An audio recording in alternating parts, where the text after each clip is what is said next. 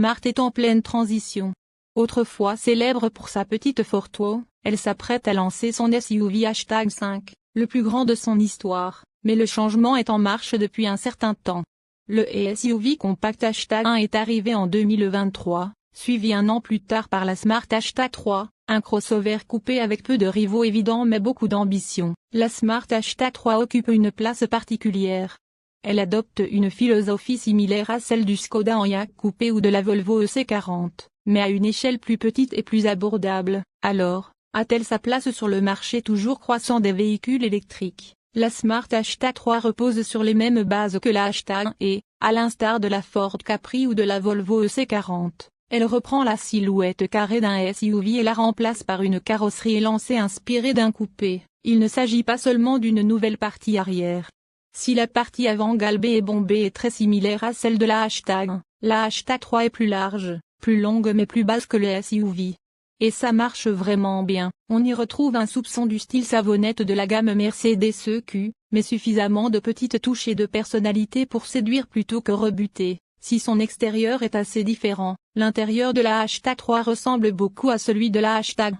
Elle possède une console centrale surélevée similaire qui se prolonge dans les lignes courbes du tableau de bord. On y trouve un compartiment pour téléphone et des porte-gobelets, un niveau inférieur difficile d'accès, ainsi qu'un tableau de bord numérique élancé, parfaitement intégré aux lignes du tableau de bord. L'ensemble est fini avec des matériaux haut de gamme.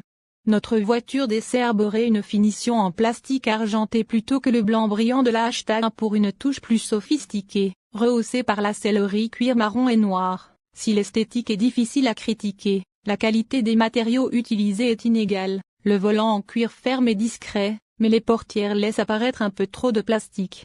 De plus, l'effet métallisé du tableau de bord, du tunnel central et des panneaux de porte de l'une des versions paraît un peu cheap. Cependant, les principaux points de contact sont rembourrés et garnis de matériaux haut de gamme, et des éléments tels que les bouches d'aération et les haut-parleurs s'intègrent élégamment au design de l'habitacle. L'intégration technologique, en revanche, nécessite des améliorations. Toutes les versions de la Smart #3 sont équipées d'un écran tactile d'infodivertissement de 12,8 pouces et d'un combiné d'instruments numériques de 9,2 pouces, tandis que la version Premium ajoute un affichage tête haute de 10,25 pouces. Espérons que ces défauts seront corrigés d'ici la commercialisation.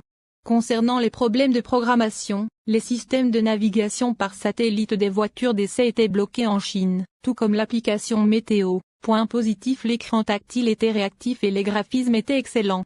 De plus, l'interface de base du smartphone est facile à utiliser et les possibilités de personnalisation sont nombreuses. Par exemple, la Smart #3 offre un nombre infini de combinaisons d'éclairage ambiant. Si le système d'infodivertissement natif s'avère trop complexe, la duplication d'écran sans fil du smartphone est de série sur toute la gamme. Les options de recharge sont nombreuses, avec un chargeur sans fil et deux prises USB-C situées dans la console centrale flottante.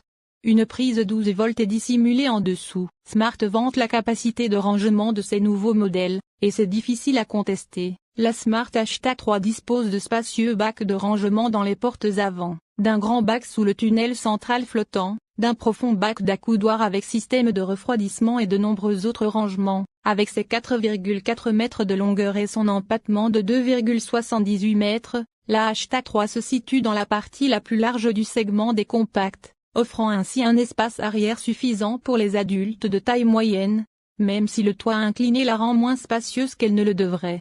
Le coffre de 370 litres est plus petit que celui de certains SUV de taille similaire, même si sa forme différente le rend tout aussi utilisable que les 416 litres du #1. Si l'habitacle du #3 est agréable, il souffre du même système d'infodivertissement problématique que le #1.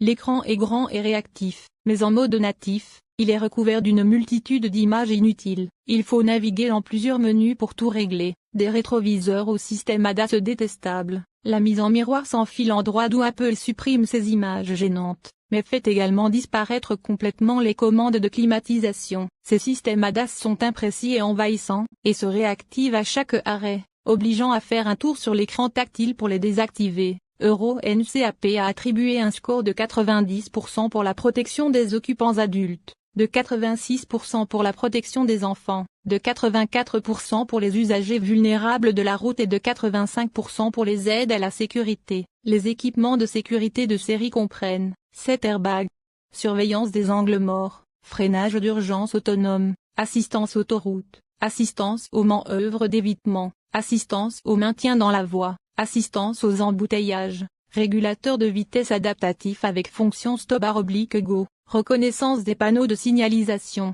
assistance au changement de voie, aide au stationnement automatique, capteur de stationnement avant et arrière, caméra panoramique. La Smart H3 est proposée avec plusieurs motorisations. À l'exception de la Brabus, toutes les versions sont équipées d'un moteur de 268 chevaux entraînant les roues arrière.